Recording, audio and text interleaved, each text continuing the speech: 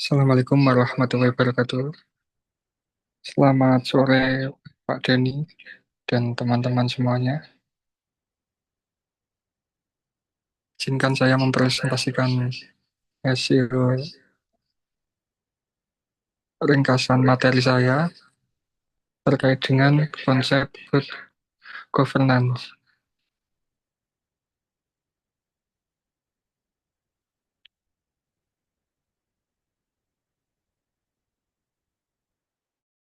Baik, yang pertama, dalam sejarah good governance terdapat beberapa faktor yang mempengaruhi perkembangannya, seperti adanya perubahan dalam sistem pemerintahan dan administrasi publik,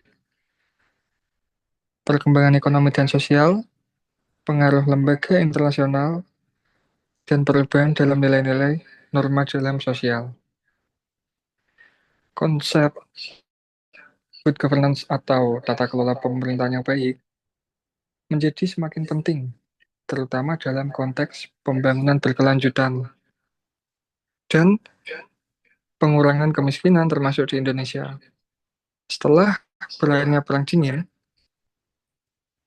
dunia internasional menyaksikan kegagalan banyak negara berkembang, termasuk Indonesia, dalam mengatasi persoalan kemiskinan, ketidakadilan, serta kesenjangan sosial ekonomi akibat kebijakan pembangunan.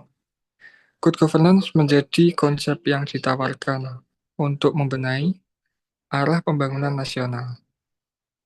Bagi Indonesia, gagasan tata kelola pemerintahan yang baik mengandung arti perlunya transparansi dalam pengambilan keputusan, akuntabilitas dalam penggunaan sumber daya publik, partisipasi masyarakat dalam proses pembangunan, serta adanya kepastian hukum yang menjamin keadilan bagi seluruh warga.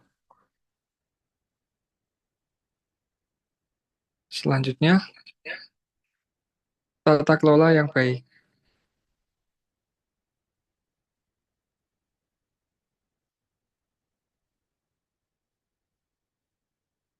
Di sini, tata kelola yang baik atau good governance adalah sistem pengelolaan yang efektif, transparan, dan akuntabel dalam menjalankan organisasi atau pemerintahan.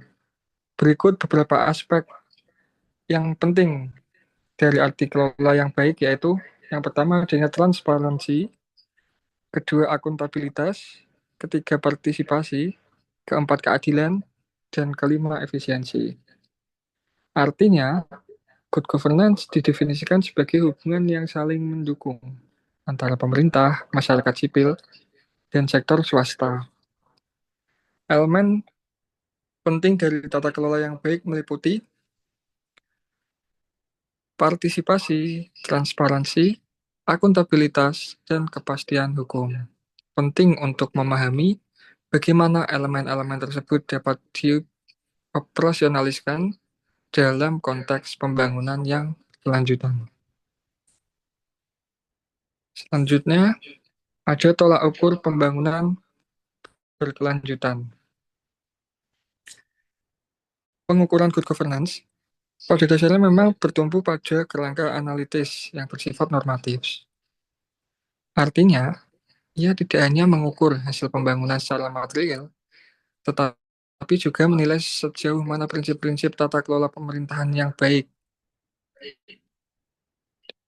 Di antaranya di tingkat internasional, berbagai lembaga seperti UNESA atau United Nations Economic Commission for Africa, ADB, atau Asian Development Bank, dan APRM atau African Peer Review Mechanism telah mengembangkan kerangka dan indikator yang berbeda untuk menilai kualitas pemerintahan Indonesia.